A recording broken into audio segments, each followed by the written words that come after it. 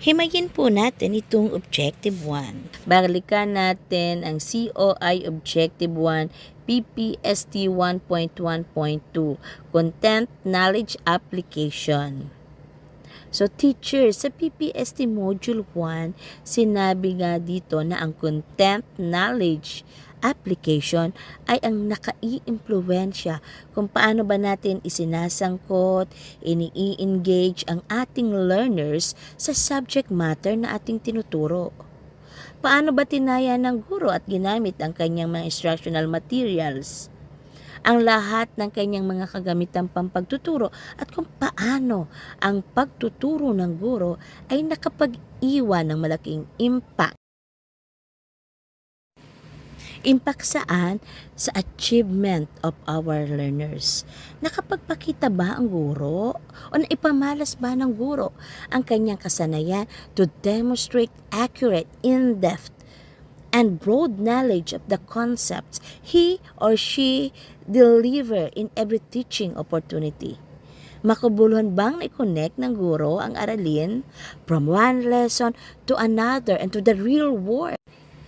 Dapat itong maipakita ng guro at ito rin ang reference na dapat hanapin ng kanyang rating. So madali lang ito, paano natin? Balikan natin yung PPST Module 1, balikan ang mahalagang definition of terms para sa COI Objective 1. Okay, tingnan nga natin, silipin natin itong mahalagang terminology na ito for a better understanding again of the COI 1. Okay, content knowledge. So balikan natin kasi minsan hindi na natin ito uli nababalikan, teachers. Content knowledge, competencies that teachers are expected to master for them to teach efficiently and effectively. Curriculum areas, different learning subject areas taught and learned in the basic education curriculum. Within curriculum teaching areas, ito yung inclusion of appropriately chosen intradisciplinary topics and enabling learning competencies within the curriculum guide of a specific learning area and grade level. Across curriculum teaching areas, making meaningful connections. Ito yung binanggit na kanina, making meaningful connections and including appropriate interdisciplinary topics and learning competencies cited in the curriculum guide of other learning areas in any grade level. Okay. So, hindi lamang doon sa subject area natin tayo nakapokus. Kung may mga teksto tayong paggagamit sa pagpapabasa to promote literacy and numeracy, so, i-ugnay o i-connect din natin ito sa iba pang discipline. Anong concept from other subject o other learning areas ang mai-integrate natin sa ating current lesson? Okay, nakagamit ka ng ibang concepts from other discipline, from other learning areas, paano mo tatayahin ang kaalaman ng bata dito sa in-integrate mo na concept from other discipline?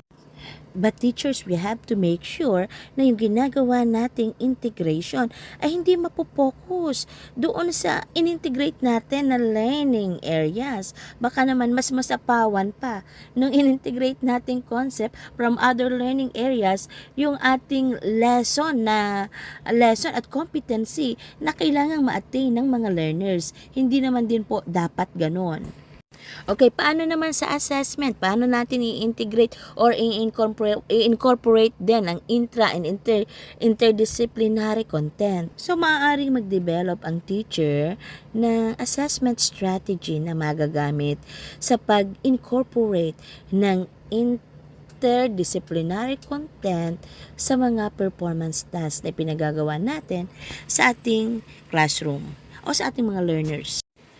Okay, sinabi din dito sa module na to ng PPST that doing final task or performance standards in specific disciplines is also a good platform to carry out content, knowledge application within and across curriculum teaching areas. Kanya nga lang, we have to make sure na yung competency na ating gustong ma-develop sa mga performance tasks ay congruent o pareho ba ng competency na itataya natin sa kanilang performance task at doon sa competency ng other learning areas na i-integrate natin ang kanilang performance task. Kasi yun minsan nagiging problema. Hindi pwedeng integrate ang dalawang discipline, ang dalawang learning areas ng performance task kung magkaiba naman ang learning competency na gustong i-assess.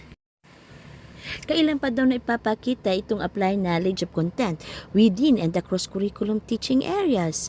Giving the learners different focus for their final output clearly sets interdisciplinary connection of the current lesson. Also, application of content knowledge within and across curriculum learning areas can also be observed in school or community program projects. Yung mga community engagement ng mga bata.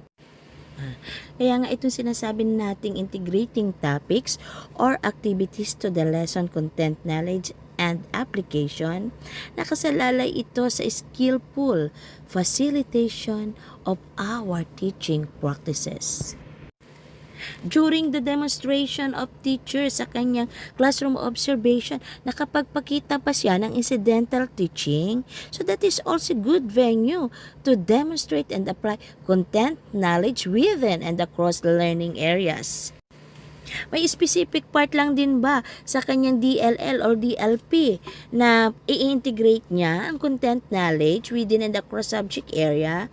No. Teachers may integrate content knowledge within and across subject area in any part of her DLL or DLP. Sa kabuuan ng kanyang DLL or DLP man yan, may integrate niya ito in all areas of the DLL, DLP. Nasasagot ba ng guro ng maayos yung mga query at tanong ng mga mag-aaral during the discussions? Responsive ba si teacher sa kanyang mga learners o sa developmental needs ng learners? If he or she answers learners' questions by providing extensive discussion of content, learning areas to create opportunities for the learners to fully understand the content, then namimit niya itong content knowledge application within curriculum teaching areas.